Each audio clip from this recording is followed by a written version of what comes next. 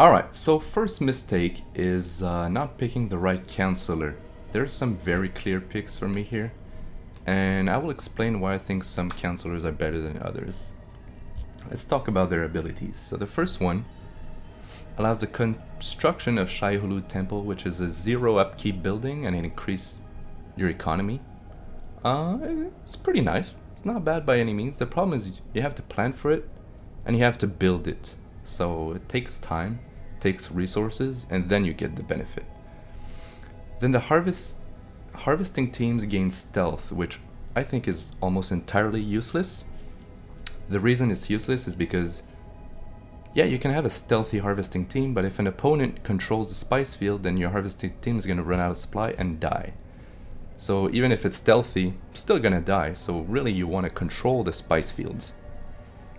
And in the case that you control the spice field, then you don't really care about the stealthy aspect.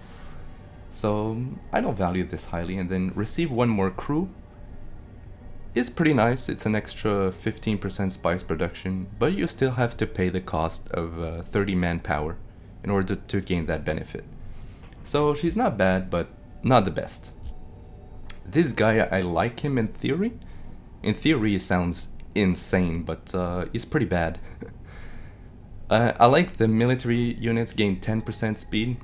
That's really good. The problem is Sand Killers is almost useless.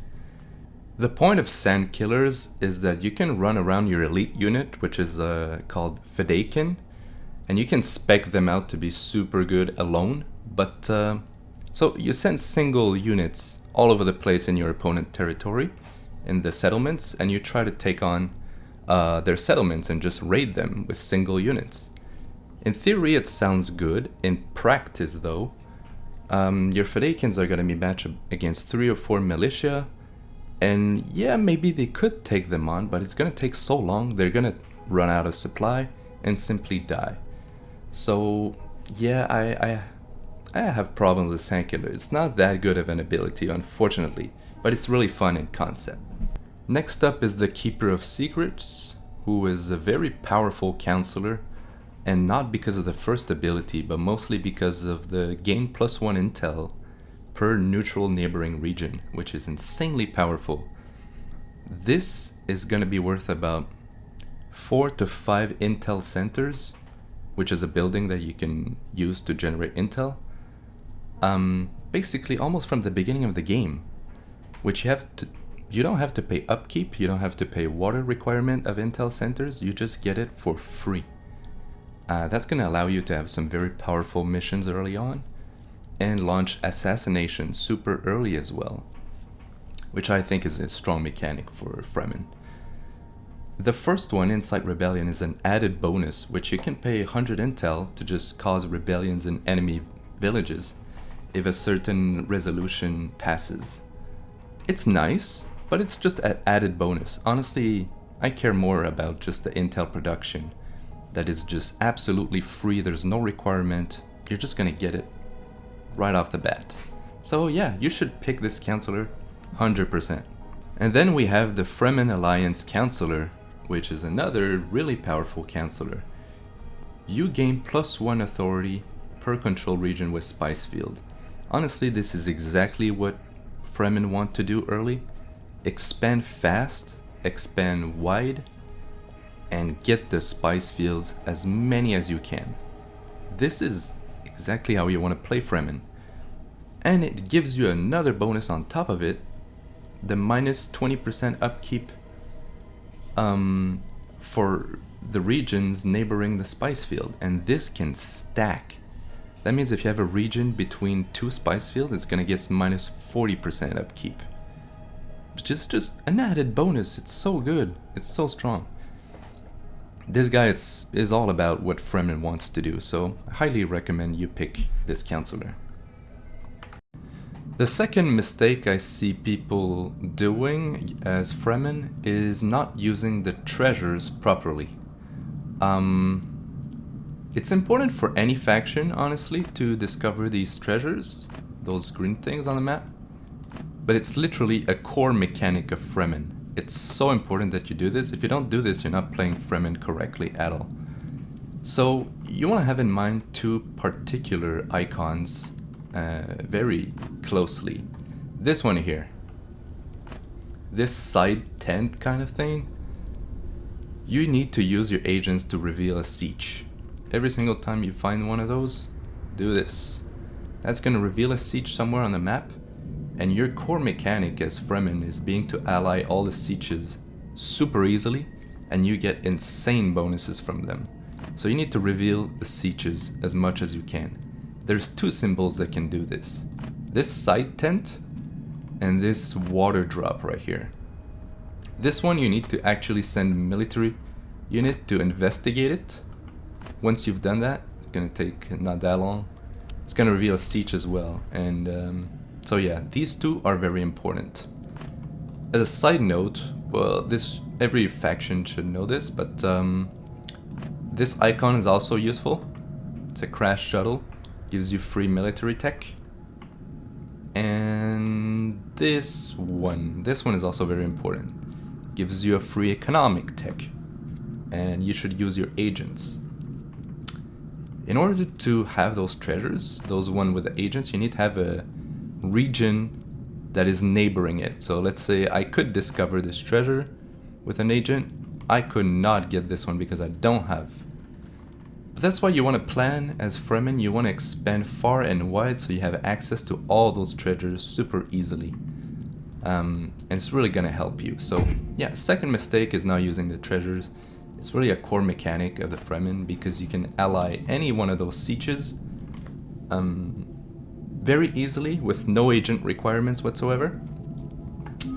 And you get massive bonus here for trading with the sieges. You can increase the resource received.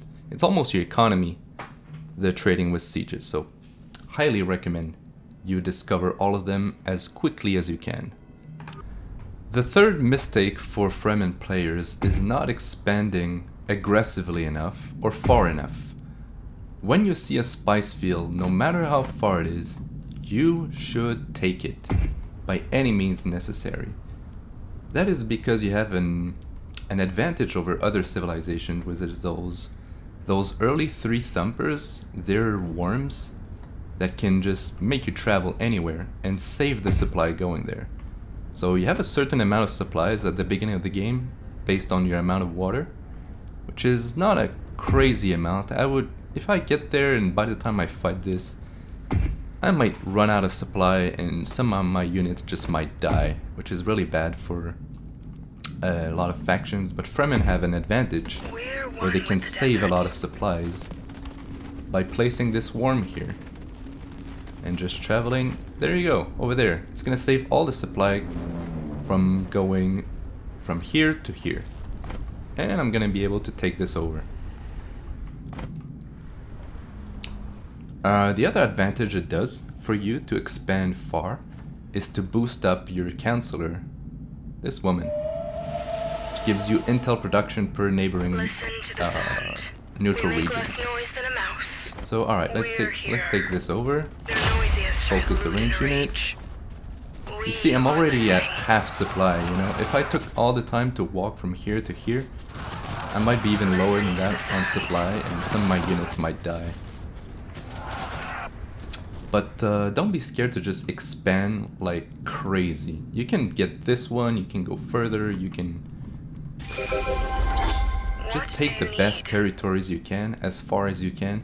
It's gonna give you some kind of outposts where you can defend your inside territories better vision as well. So yeah, highly recommend this.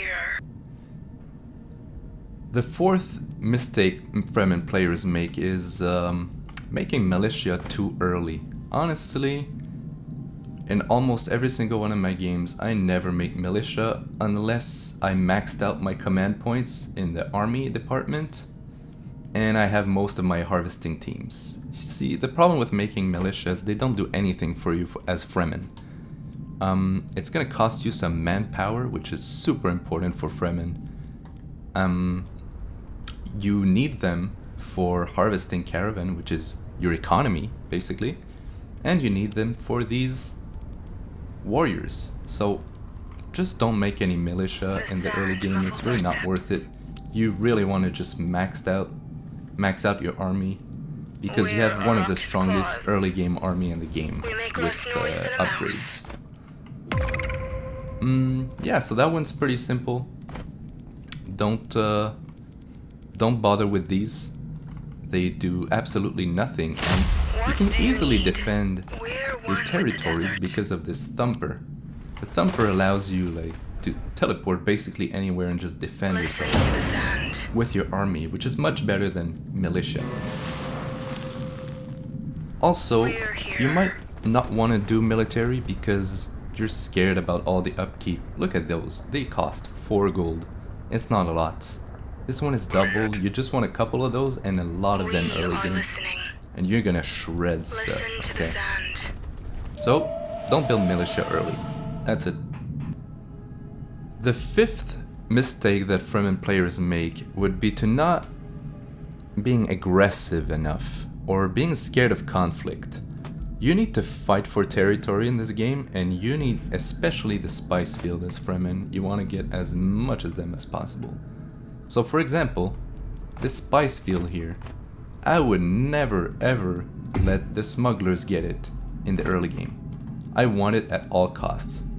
So if they send an army over there, I'm gonna maybe warm up on there, just ambush them, or just gonna go straight up to them and kill them. You have an insane power spike for your military early game once you unlock the first tech here, survival training.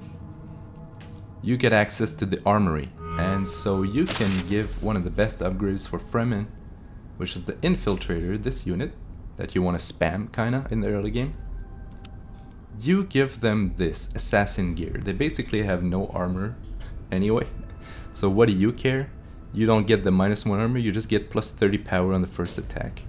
If you apply this, these guys, they will do 20 plus 40.